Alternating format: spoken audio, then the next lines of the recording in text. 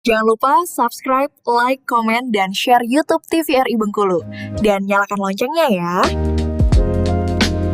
Ya pemirsa, terima kasih masih bersama kami dalam Mutiara Kolbu. Masih bersama dengan kita tentunya ada Ustadz Ikhwan Nasution, juga ada ibu-ibu dari Majelis Taklim An-Naba, dan juga ibu-ibu dari Majelis Taklim Nurul Hidayah. Kita sambung lagi ya Bu ya. Boleh Ustadz, tadi sembari ibu-ibu juga menyiapkan pertanyaan, boleh di dalam tema, boleh juga di luar tema ya Ustadz ya. Nah kita kembali menyimak lagi lanjutannya dari tausiah yang tadi Ustadz. Silahkan Ustadz. Baik, makasih Mbak Julia, pemirsa TVRI Bengkulu dimanapun berada, dan ibu-ibu yang hadir, bahwa kenapa adab itu jauh lebih penting dibanding ilmu itu sendiri. Karena efek terbesar ketika orang itu tak beradab, dia dapat ilmu tapi dia tidak dapat adab, maka efek pertama dia akan menjadi orang sombong. Kita ingat kisah Qarun. Qarun itu ketika dia kaya, apa kata Qarun dikisahkan oleh Allah dalam Quran surah Al-Qasas ayat 78. Qala innama utitu ala ilmin indi. Kata Qarun, aku ini kaya karena ilmu yang aku miliki. Jadi aku ini kaya karena kepintaranku, kata Qarun. Bukan karena Allah, bukan karena siapa-siapa, karena kepintaranku. Jadi Qarun pintar, maka dia jadi kaya. Tapi dia lupa kepintaran itu ternyata dari Allah. Allah yang memberikan, tapi dia lupa Allah.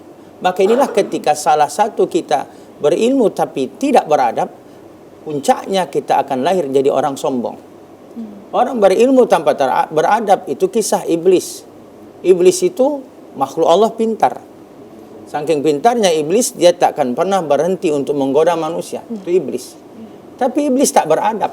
Ketika Allah perintahkan sujud, iblis tidak beradab kepada Allah. Untuk sujud kepada Adam, iblis tak mau. Kenapa? Karena dia merasa dia lebih mulia. Ana khairun minhu, kata iblis kepada Allah. Allah, aku kan lebih mulia, aku lebih baik daripada Adam. Kenapa aku harus sujud kepada Adam yang hina? Khalaqtahu min tin wa khalaqtani min nar, kata iblis. Adam kan hanya diciptakan dari tanah. Sementara aku, kata iblis, diciptakan dari api. Iblis merasa dia lebih baik. Api merasa lebih baik daripada tanah. Inilah ketika dia tidak beradab akan lahir kesombongan. Walaupun dia pintar. Maka dengan adab kita akan mudah memahami ilmu itu sendiri. Dengan adab kita akan menerima. Dengan adab kita tak akan mudah mencaci. Orang yang berilmu tanpa beradab, dia dapat ilmu, maka dia akan mudah menyalahkan orang.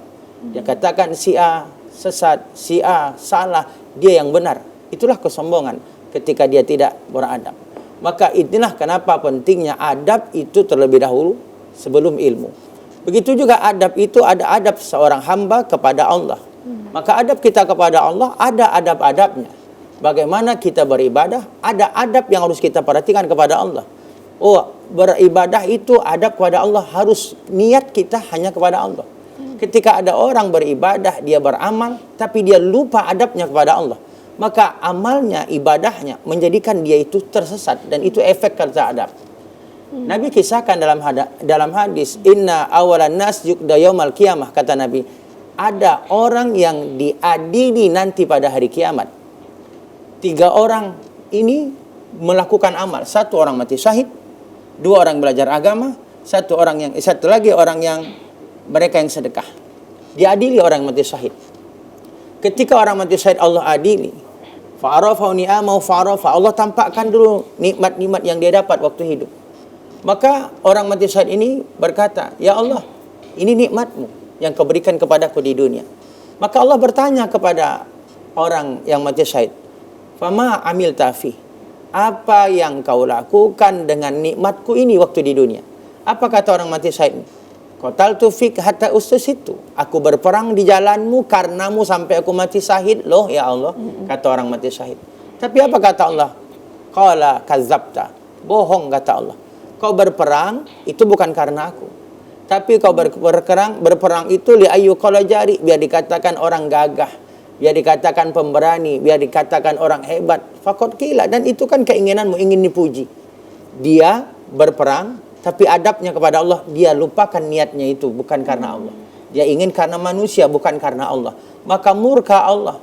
Fa umira bihi, maka Allah perintahkan kepada malaikat, fasubi ala wajhi, malaikat telungkupkan wajahnya, lemparkan ke neraka. Bayangkan, orang mati syahid, orang yang berperang, orang yang jihad dilempar ke neraka. Tentu bukan jihadnya yang salah, tapi apa yang salah? Niatnya. Dan inilah niat ini, adabnya seorang hamba ketika dia akan beramal kepada Allah. Apapun itu amal, ketika kita lupa adab, ada adab hamba kepada Allah, apa itu? Niat. Niat ini murni karena Allah, ikhlas. Tetapi ketika ini melenceng, kita beramal bukan karena Allah, dan disitulah jadi sebab celaka. Orang yang kedua, diadili siapa? Orang yang belajar agama. Ketika Allah adili, ditampakkan dulu nikmat-nikmatnya. Kemudian dia berkata, ya Allah ini nikmatmu. Allah bertanya, apa yang kau lakukan dengan nikmatku waktu di dunia? Ya Allah, aku belajar agama karenamu. Kata Allah, kadzabta, bohong. Kau belajar agama itu biar dikatakan pintar. Li ayyuqala alim, biar dikatakan pintar. Oh hebat, oh soleh, oh taat. Bukan karenaku. Maka Allah pun marah. Lemparkan dia ke neraka. Artinya orang belajar tadi, dia lupa karena Allah. Dan inilah adab seorang hamba kepada Allah itu.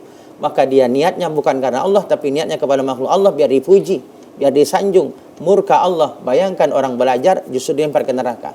Apa yang salah? Bukan belajarnya. Yang salah adalah niatnya. Dan niat inilah adab seorang hamba kepada Allah. Dan ada orang ketiga yang dia sedekah, kemudian Allah adili. Allah tampakkan nikmatnya sebelum Allah adili. Dia kenal, ya Allah ini nikmatmu yang kau berikan ketika di dunia. Allah bertanya, apa yang kau lakukan dengan nikmatku? Aku sedekah ya Allah. Sampai habis hartaku, aku sedekah karenamu. Kata Allah, kadzabta, bohong. Kau sedekah itu li ayyuqala jawad, biar dikatakan orang, oh dermawan, oh ringan tangan, oh pemurah, ingin dipuji orang, bukan karenaku. Marah Allah sama dengan orang pertama, kedua. Fasubi ala wajhi, seret mukanya, lempar ke neraka. Bungkus, kata malaikat. Akhirnya 3 orang lempar ke neraka. Bukan tak beramal, mereka yang beramal. Mati syahid, belajar agama, mereka yang sedekah. Ini mereka beramal, tapi ada yang mereka lupakan, adabnya kepada Allah. Maka inilah diantara efek ketika kita lupa belajar adab.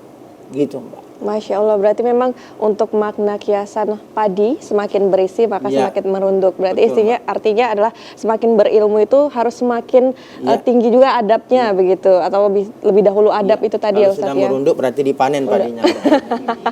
Panen lah.